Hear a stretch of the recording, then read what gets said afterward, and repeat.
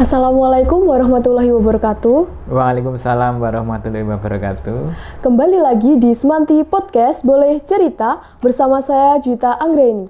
Bintang tamu kita kali ini seorang kepala sekolah yang luar biasa, Bapak Cahyo Winarno SPD MPD. Terima kasih Mbak Juwita. Selamat pagi Bapak. Selamat pagi. Gimana kabarnya Mbak Juwita? Alhamdulillah sehat. Bagaimana kabar Bapak? Ya baik, alhamdulillah sehat.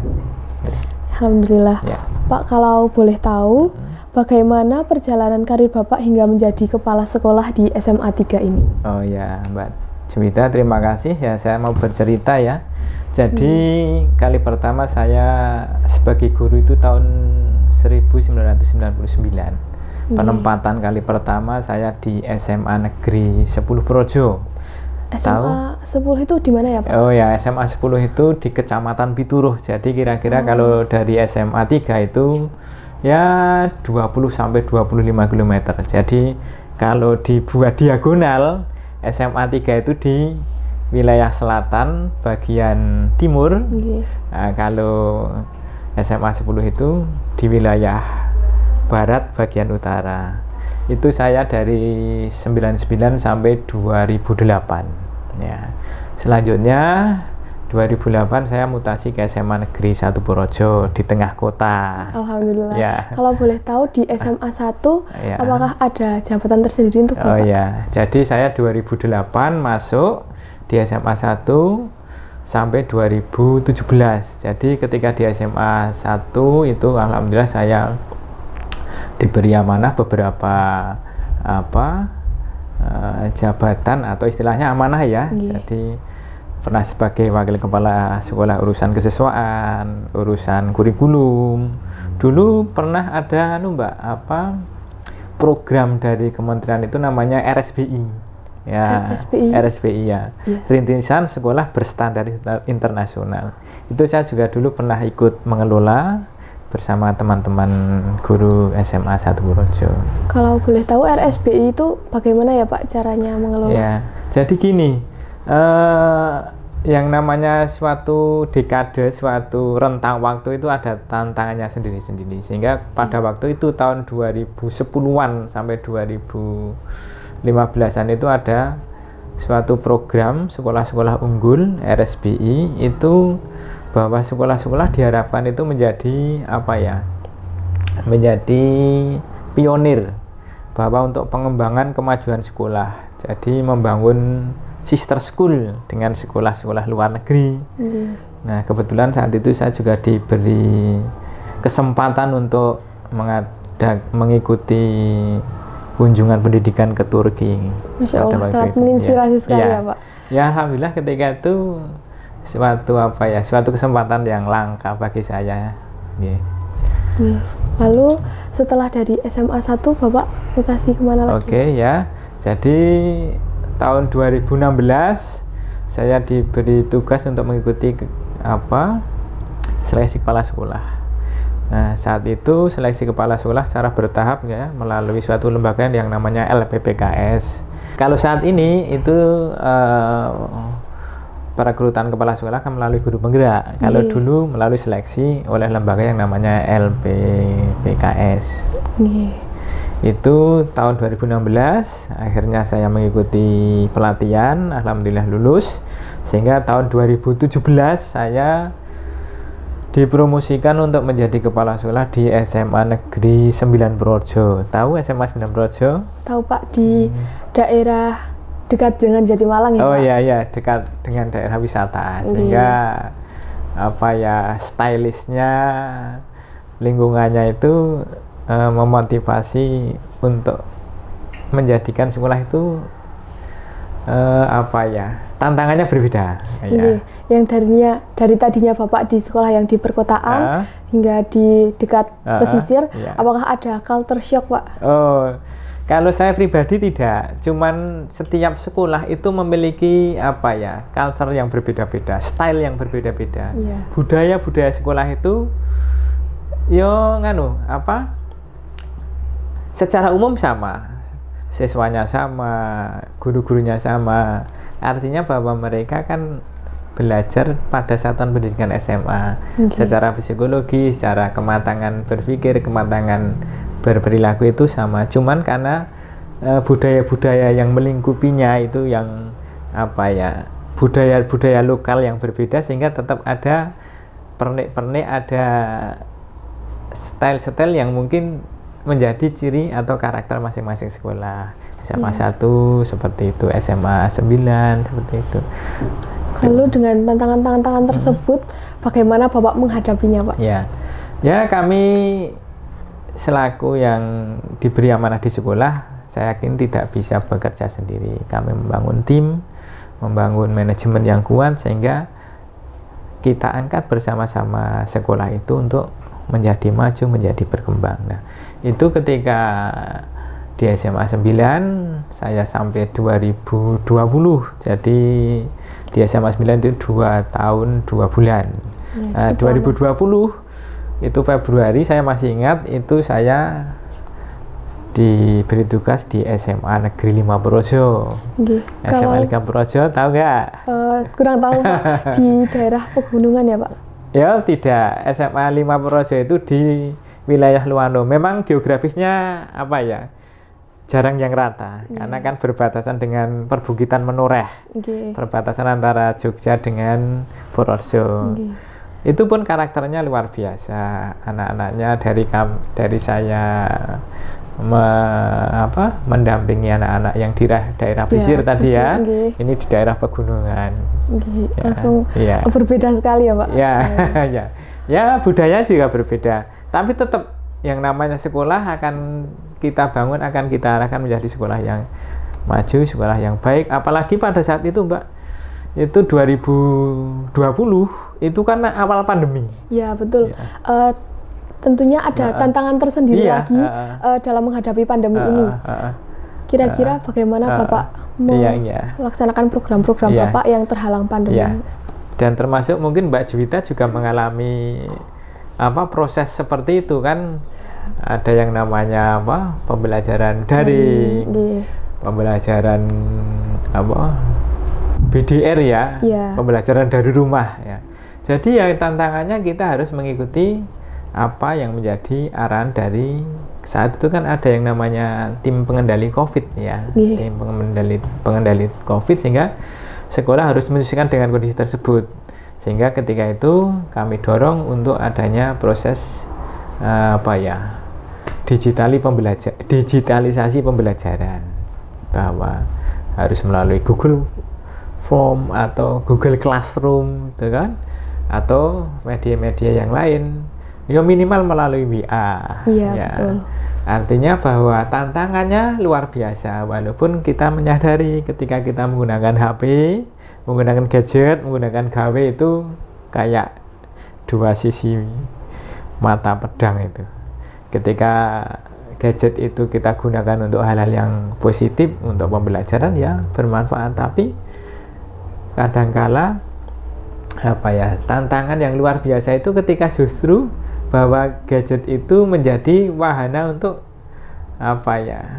memanipulasi diri. Wah, saya belajar kesel seperti ini, langsung kembali ke main game, main yang menjadikan konsentrasinya berkurang. Nah, disitulah kami support anak-anak para siswa itu betul-betul bahwa ketika wahananya belajar ya belajar. Apalagi ketika pandemi COVID kan pakai masker, sehingga kan untuk mencermati karakter seseorang melalui wajah itu kan sulit karena ketutup itu. Sehingga kan mungkin hanya melalui sorotan mata. Betul, itu menjadi tantangan Bapak Ibu guru. Bagaimana kita mengkondisikan psikis para siswa, termasuk Bapak Ibu guru, betul-betul pada kondisional tersebut kita belajar semua. Nah, selanjutnya 2023 saya diberi tugas di SMA Negeri 3 Purworejo ini, tepatnya tanggal 18 Juli 2023. Menurut Bapak bagaimana respon siswa-siswi SMA Negeri 3 Purworejo saat Bapak pertama kali ke sini, Pak? Ya, alhamdulillah siswa-siswa SMA Negeri 3 Purworejo luar biasa, baik, budayanya terbangun dengan stabil, Walaupun saya yakin proses itu berjalan, proses itu tidak stagnan.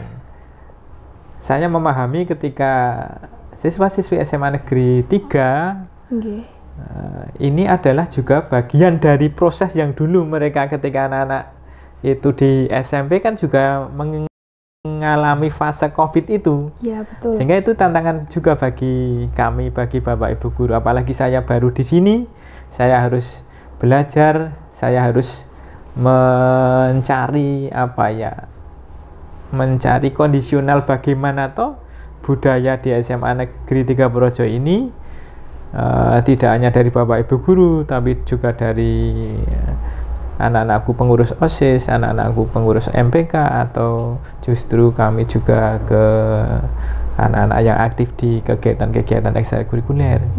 Kalau menurut Bapak, dari yang tadinya kan kita belum mengenal pembelajaran digital ya Pak, lalu ada COVID, setelah itu kita pembelajaran semi digital, mungkin sekarang di SMA 3 kan ada Ayo Sinau juga. Iya. Menurut Bapak, apakah itu ada penurunan karakter atau kemampuan siswa dalam belajar?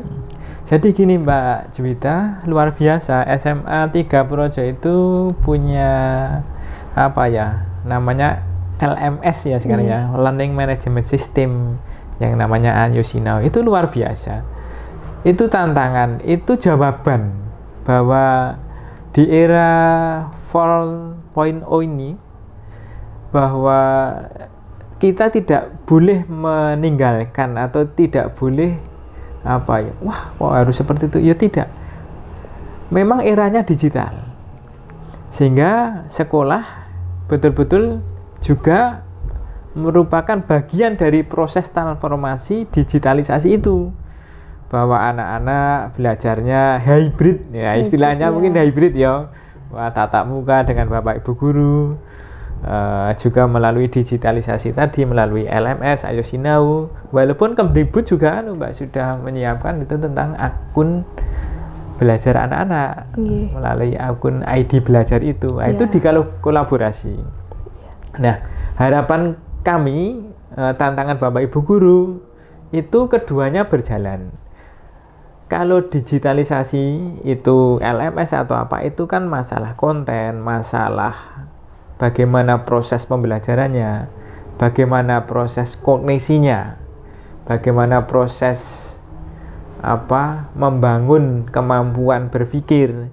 Nah, Bapak Ibu guru di sini saya tekankan pada teman-teman, pada Bapak Ibu guru itu, nah, fungsi Bapak Ibu guru ini adalah untuk membangun karakternya.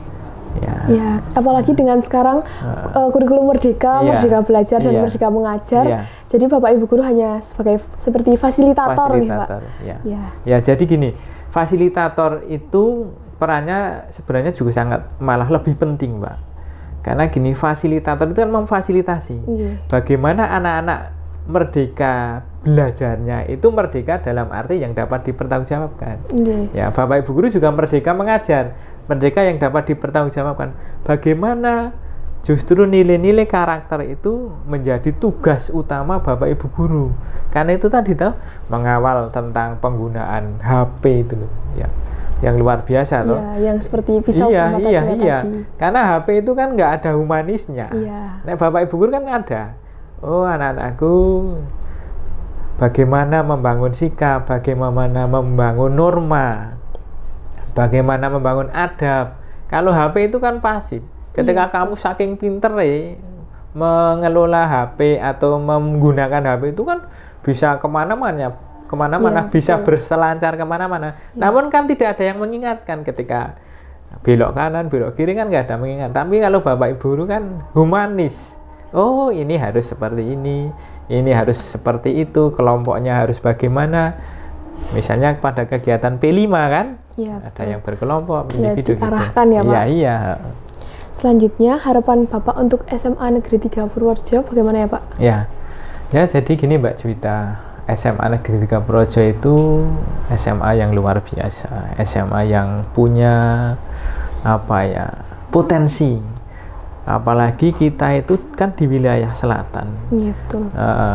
Kita tidak menafikan walaupun kita sebagai bagian dari Provinsi Jawa Tengah, ya, Dinas Pendidikan dan Kebudayaan Provinsi Jawa Tengah. Tapi secara teritori itu adalah kita masuk wilayah Kabupaten Projo. Kabupaten Projo sekarang sudah mulai bergeliat, berbenah, membangun kondisi yang luar biasa karena kita berbatasan dengan Yogyakarta. Ada bandara baru. Betul. Pak Bupati mengatakan kita adalah border city, ya.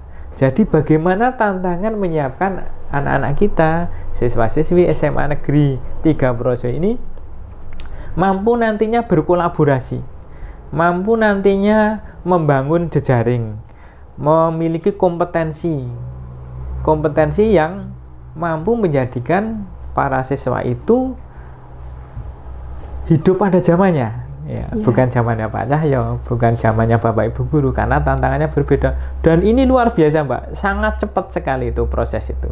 Nah, makanya kami bersama Bapak Ibu guru, bersama tata usaha itu akan mengkondisikan, tidak hanya akan melakukan pengkondisian bahwa anak-anak kita harus kita siapkan untuk mampu tadi menjawab tantangan perubahan yang sangat cepat, sehingga harus kita bekali tentang kompetensi-kompetensi yang bersifat global, yang bersifat itu tidak bisa diprediksi. Betul. Lalu untuk mewujudkan harapan tersebut, program seperti apa yang akan Bapak canangkan di SMA 3, Pak? Ya, baik. Jadi yang jelas kalau secara normatif kita senantiasa mengikuti kebijakan dari dinas terkait, dari dinas di atasnya, dari dinas cabang dinas, dari Dinas Pendidikan Provinsi Jawa Tengah dan seterusnya. Namun sekolah punya punya program tersendiri bahwa wahana yang luas bagi terbentuknya karakter-karakter itu harus kita fasilitasi. Jadi gini, kata kuncinya bahwa sekolah itu SMA 3 Projo khususnya itu dapat menyiapkan anak-anak itu untuk membangun peradaban. Jadi bagaimana kegiatan intrakurikuler, kegiatan kokurikuler, dan kegiatan ekstrakurikuler itu dapat berjalan semua. Intrakurikuler misalnya, kita menggunakan 2 mekanisme tadi, hybrid tadi melalui MLS dan melalui pembelajaran tatap muka. Itu kita kolaborasikan. Di satu sisi itu untuk penunjang tadi, kognisi, menunjang pengetahuan, tapi itu harus diimbangi dengan tadi pengembangan tentang sikap karakter oleh Bapak Ibu guru yang mengawal. Nah, terus kegiatan kokurikuler jelas. Di sini titik poinnya pada P5 Bagaimana proyek-proyek penguatan untuk terbentuknya profil pelajaran Pancasila itu betul-betul dilaksanakan, tidak hanya sekedar pada produk. Tidak hanya produk, tapi untuk proses. Betul, tidak hanya saat gelar karya Pak. Betul, pada proses bagaimana ketakwaan terhadap Tuhan Yang Maha Esa, budi pekertinya, kemandiriannya, inovasinya, kegotong royongan Mbak Juwita, juga kreativitasnya, kebinekaannya. Jadi bagaimana nanti kita cermati bahwa proses itu tidak sekedar biasanya kan Mbak, dalam satu kelompok yang bekerja hanya 2, yang lainnya pegang HP tapi kemana-mana. Bapak Ibu guru betul-betul mencermati bahwa 5 kelompok itu karakter P5-nya karakter profil pelajar Pancasila ada tadi disebutkan salah gotong royong. Saat ini saya juga merasakan bahwa saat P5 itu seluruhnya tuh bisa bekerja sama Pak, punya tugas masing-masing, dan menurut saya benar-benar terasa kebersamaannya. Dan itu medianya jelas, medianya kan dalam kondisi yang menyenangkan, kan bisa di outdoor, bisa di luar kelas, boleh juga di dalam kelas. Nah itu harapannya adanya model seperti itu kan, itu bagian dari sekolah sebagai usaha sekolah, ikhtiar sekolah untuk menjadikan anak-anak itu anak-anak yang nanti di zamannya itu luar biasa. Di zaman mereka menjadi pengambil kebijakan, menjadi orang yang akan menentukan kebijakan itu, mereka sudah mampu berlatih, sudah berproses di pembelajaran itu. Termasuk tadi satu lagi juga kegiatan ekstrakurikuler. Itu kita buka wahana yang luas. Ekstrakurikuler yang itu menjadikan siswa menjadikan senang di sekolah, menjadikan pembelajaran itu katakanlah tidak membosankan dalam tanda petik, itu kita fasilitasi. Ya, terima kasih Pak. Selanjutnya, suka duka Bapak selama menjadi kepala sekolah itu seperti apa Pak? Mengingat perjalanan Bapak yang sangat panjang tadi. Ya, betul Mbak Juwita. Ini cerita ya. SMA di Purworejo Negeri itu ada 11. Saya itu masa kerja itu sekarang 24 tahun. Saya sudah merasakan 5 sekolah, Mbak. Sudah hampir setengahnya. Iya, setengahnya. Ya. Sehingga suka dukanya, nek duka kita duka itu kan untuk diri sendiri. Tidak akan saya ceritakan. Tapi kelihatannya tidak ada dukanya. Artinya gini loh, Mbak. Apa yang kita lakukan itulah yang kita rasakan. Duka suka itu tentang rasa toh. Sehingga ketika dimana kita bisa mengikuti, kita bisa beradaptasi saya kan guru biologi ya, beradaptasi dalam komunitas tersebut, insya Allah suka terus Mbak. Suka terus. Artinya sukanya apa? Kita bisa menyelami, mempelajari karakter-karakter budaya-budaya di masing-masing sekolah. Itu menjadi wahana yang luar biasa, wahana yang sesungguhnya kita belajar hidup. Sehingga ketika kita di sekolah X, kita evaluasi diri kita sebagai pimpinan di situ, melihat style-style semua orang, sehingga ketika kita di sekolah berikutnya kita akan merefleksikan, oh berarti kita harus ada perubahan. Ya, itu sukanya bahwa apa yang kita lakukan itu nanti akan menjadikan pengalaman di lembaga berikutnya. Iya, tentunya di setiap sekolah ada hal-hal menarik yang Bapak pelajari, hal-hal unik yang mungkin tidak ditemukan di sekolah yang lainnya juga ya Pak.